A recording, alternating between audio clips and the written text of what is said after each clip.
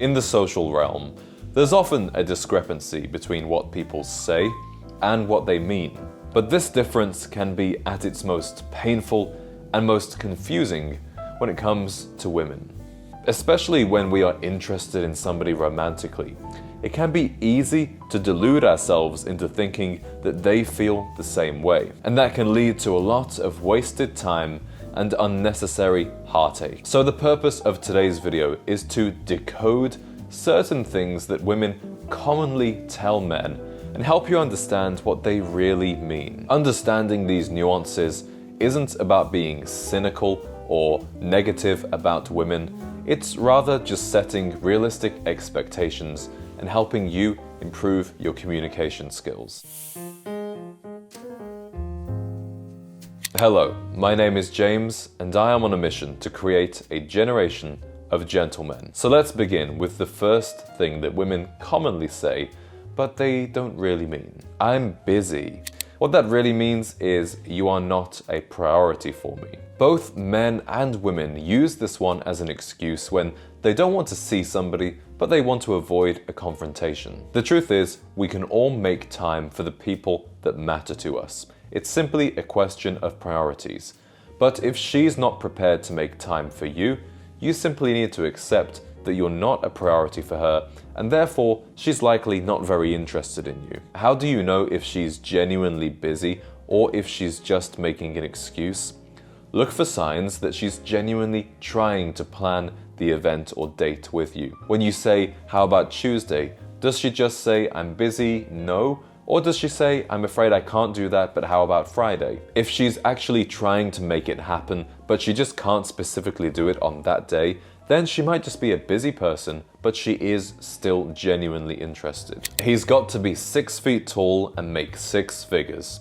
There are so many viral videos of women saying stuff like that, and I really think it's skewed the perception of what women truly expect from a man. The truth is, women will compromise on certain traits to get the best all-round partner. Although being 6 feet tall and making 6 figures will make you more attractive to most women, women will also compromise on certain metrics to get that emotional connection, to find a man who is ambitious and who understands them. Overall compatibility is much more important than rigid physical or financial benchmarks. The rich, tall guy is more of a fantasy than a reality for most women. Just like women also fantasize about vampires and werewolves, doesn't mean that's what we need to be attractive. So focus on being the best version of yourself and improve the things about yourself that you can control. And remember that traits like confidence, purpose, and personal standards often outweigh characteristics like net worth, height, etc. These are very superficial standards, and most women will be able to see past them. I don't have a type.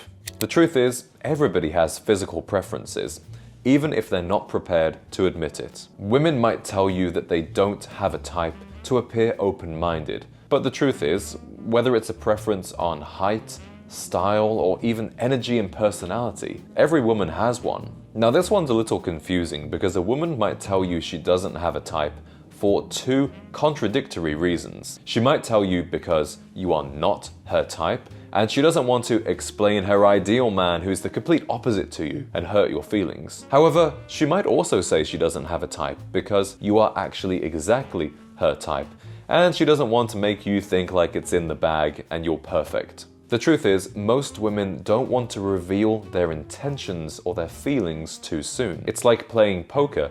You don't want to give away the hand that you have with your facial expression. But it's also important to remember that context really matters when it comes to a physical or even a personality type. Women will have different tastes and different priorities at different stages of their life. When they are younger, a man's physical features like his height and handsomeness might seem more important, but as they get older, they might look for emotional maturity and financial stability. Because of this confusing maelstrom, it's best that you don't try to fit in to a particular type or trope. Instead, you have to become the best version of you and work on the things that you can control, whether that's your style, your fitness, or even your personality and social skills. When you become the best version of you, you will attract women that are genuinely interested. And different women like all different types of men.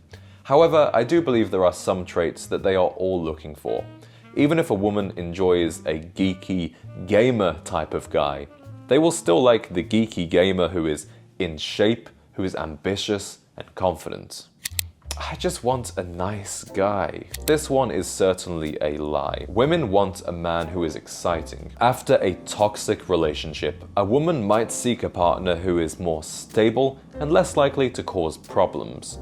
But the truth is, every woman wants a man who is exciting and who brings a sense of adventure to her life. While being kind and chivalrous is important, a nice guy without ambition or edge can feel unexciting and predictable. Everybody is looking for a partner who will challenge them in some way and excite them. And often, nice guys are anything but nice. I've recently been reading the book No More Mr. Nice Guy by Robert Glover, and I highly recommend reading it if you feel like you resonate with those classic nice guy traits. And in the book, he explains how nice guys, with their people-pleasing nature, their lack of self-confidence, and their need for validation, can be incredibly tiring and unexciting to be around. In fact, it can become its own form of toxicity. And it's no surprise that many of these so-called nice guys have difficulties maintaining healthy long-term relationships. So, as a man, you need to balance being kind and genuine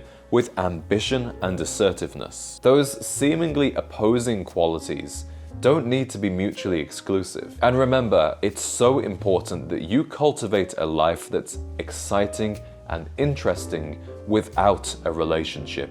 You need to have something about you and your world that a woman is interested in stepping into. If everything about your life is very bland, very mundane, how are you going to attract a partner that will excite you? And how will you develop a relationship that will be exciting for her? Okay, gentlemen, it's time for the final thing that women say, when in fact they mean something rather different. I'm not ready for a relationship right now. What she often means there, gentlemen, is she's not ready for a relationship with you. Because when a woman is truly interested, she will find a way to make it work, even during busy and challenging times. But using this phrase, I'm not ready for a relationship, is a softer way of telling you that she's not interested in you, and it's a way of avoiding confrontation or hurting your feelings. And the truth is, gentlemen, there's not much we can really do about that. You need to respect her wishes and understand the statement for what it truly means. Don't push back. Don't try and change her mind. Simply redirect your energy to improving yourself and investing in somebody who is genuinely interested in you. So let's recap the 5 things that women say versus what they actually mean. First, we have I'm busy, which really means you're not a priority for me right now. Second, we have he's got to be 6 feet tall and make 6 figures. The truth is, women will compromise on certain traits to find the best all-round partner. The third lie is that she doesn't have a type. Everybody has physical preferences, whether they acknowledge them or not. Number 4, I just want a nice guy. Women want a man who is exciting and inspiring. Besides, being a nice guy, being a people pleaser, seeking validation is anything but attractive. And finally, we had I'm not ready for a relationship right now, which often means I'm not looking for a relationship with you. And before we finish up, there are 2 things that I really want to hammer home here. Firstly, it's important that you are able to read between the lines. Don't take what people say at face value.